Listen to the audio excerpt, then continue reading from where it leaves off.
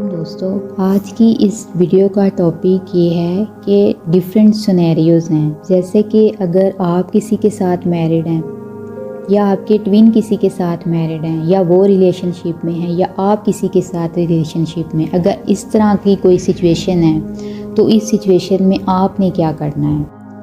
तो first scenario ये है कि अगर आप किसी के साथ मैरिड हैं तो आपने क्या करना है।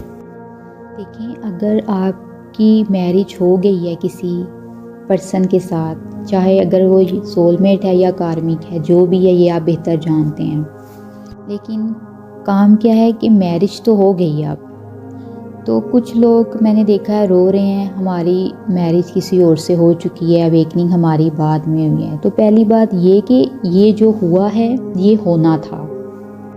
अर्थ पर आने से पहले आप अपने डेस्टिनी में ये चीज़ आप खुद लिख कर आए हुए हैं कि आपकी इसके साथ मैरिज होगी। क्यों हुई है? क्योंकि आपका उसके साथ कॉन्ट्रैक्ट है, उस सोल के साथ आपका कॉन्ट्रैक्ट है जो आपका अर्थ पर आने से पहले ही फिक्स था, ये होना था।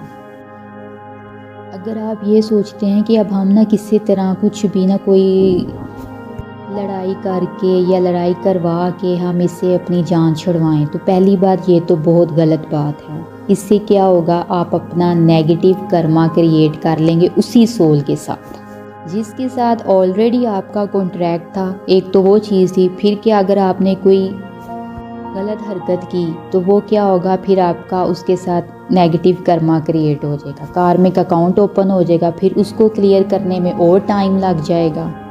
तो यानी सिंपल क्या, आपने अपने पार्टनर को चीट नहीं करना। फिर आप कहेंगे अब हम अपने पार्टनर के साथ हैं लेकिन हमें याद तो ट्विन फ्लेम की आती है। देखिए, ट्विन फ्लेम की याद तो आनी है क्योंकि वो आपकी सोल है, आपका मिरर है। आप खुद को कैसे भूल सकते हैं? अगर आप कहते हैं हम अपने ट्विन को भूल जाएं, आप कैसे आप खुद को भूल सकते हैं? नहीं भूल सकते। इसी तरह आप अपने ट्विन को नहीं भूल सकते। एंड सेकंड सिनेरियो ये है कि अगर आपके ट्विन किसी और के साथ मैरिड हैं तो फिर भी आपने यही समझना है, अगर वो किसी के साथ मैरिड हैं तो उनका भी उस सोल के साथ कॉन्ट्रैक्ट है। जब तक उनकी वो जो सोल इनके साथ वो मैरिड है उसके साथ कॉन्ट्रैक्ट कंप्लीट नहीं होता, वो भी उससे नहीं निकल सकते। वो चाह कर भी फिर वो उस कॉन्ट्रैक्ट को ख़त्म नहीं कर सकते क्योंकि वो फिक्स हुआ हुआ। वो कॉन्ट्रैक्ट ऐसा है, वो अर्थ पर आने से पहले ही फिक्स था। क्यों फिक्स था? क्योंकि आपने कार्मिक लेसन सीखने थे या पास्ट लाइफ में आपका उस सोल के साथ कर्मा था जिसकी वजह से इस लाइफ में उसके साथ कॉन्ट्रैक्ट फिक्स हो चुका। जैसे ही वो कॉन्ट्रैक्ट ख़त्म होता है तो क्या होता है, डिवाइन इंटरवेंशन होती है। तो जिसकी वजह से क्या होता है, थर्ड पार्टी आपके ट्विन की लाइफ से या आपकी लाइफ से वो नेचुरली रिमूव्ड हो जाती है। थर्ड पार्टी कभी भी ऐसे रिमूव नहीं हो सकती जब तक डिवाइन की इंटरवेंशन ना हो। थर्ड पार्टी कभी निकल ही नहीं सकती आपके रिलेशनशिप से, क्योंकि थर्ड पार्टी आ ही क्यों है, कार्मिक लेसन्स की वजह से ही थर्ड पार्टी आई है। जब तक वो फुलफिल नहीं होंगे, लेसन हम सीखेंगे नहीं, थर्ड पार्टी निकलेगी नहीं, या आपके ट्विन लेसन सीखेंगे नहीं, थर्ड पार्टी निकलेंगी नहीं। यानी सिंपल समझ ले, ये ड्यूरेशन फिक्स है। जब तक वो ड्यूरेशन है आपका या आपके ट्विन का उस सोल के साथ कॉन्ट्रैक्ट रहेगा। जब वो कॉन्ट्रैक्ट ख़त्म हो गया तो वो नेचुरली जो वो पर्सन हो वो रिमूव हो जाएगा।